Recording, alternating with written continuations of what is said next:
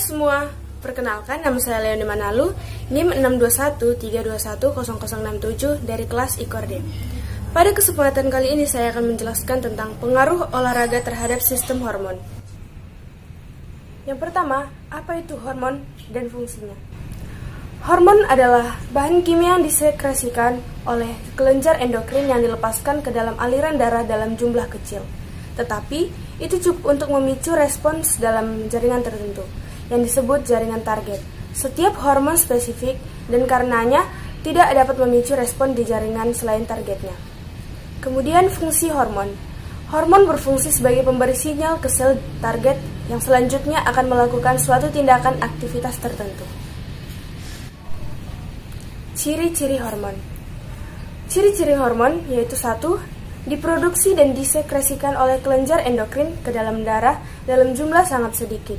Yang kedua, diangkut oleh darah menuju ke sel atau jaringan target.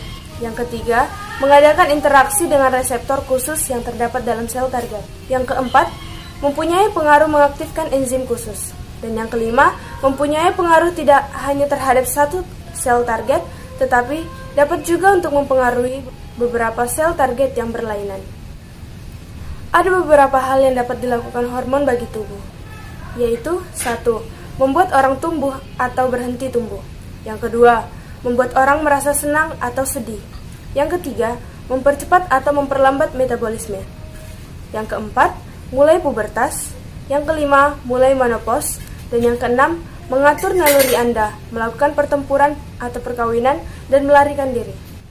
Selanjutnya adalah kelenjar endokrin. Kelenjar endokrin adalah kelenjar jaringan yang memproduksi dan melepaskan hormon. Hormon ini yang membantu mengontrol banyak fungsi penting, termaksud kemampuan mengubah kalori menjadi energi yang digunakan untuk menjalankan fungsi sel dan organ tubuh. Kelenjar endokrin pada manusia meliputi kelenjar hipofisis, kelenjar gondok, kelenjar kacangan atau timus, kelenjar anak gondok, kelenjar kelamin, dan kelenjar pencernaan. Ada beberapa jenis-jenis hormon, yaitu 1. Hormon pertumbuhan.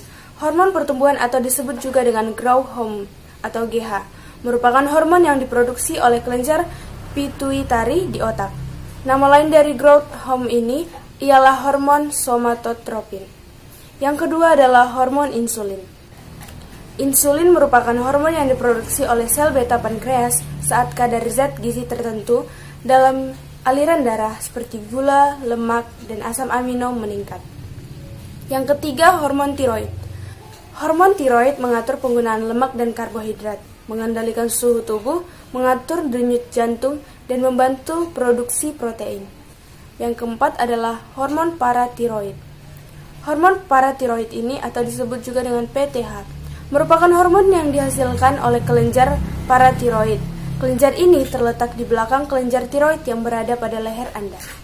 Yang kelima adalah hormon kortisol.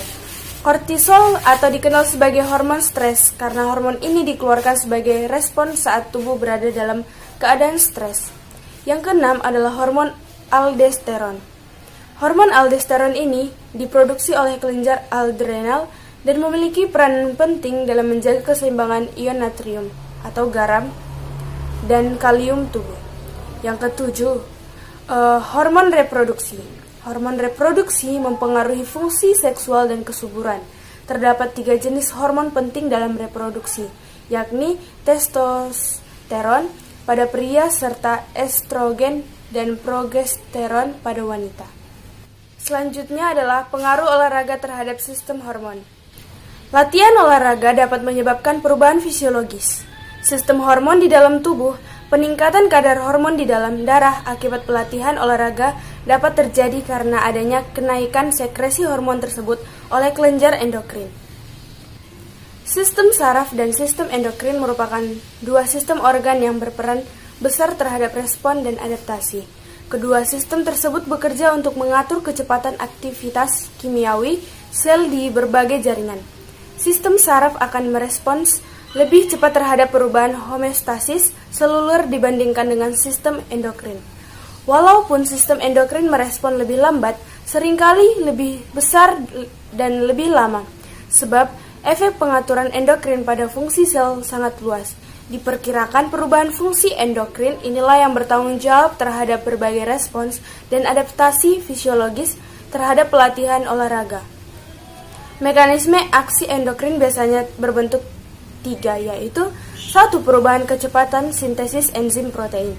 Yang kedua, perubahan kecepatan sintesis molekul, misalnya CAM, P, atau prostaglandin, yang kemudian mengubah aktivitas enzim atau permeabilitas membran sel terhadap substansi yang penting. Yang ketiga adalah perubahan permeabilitas membran sel.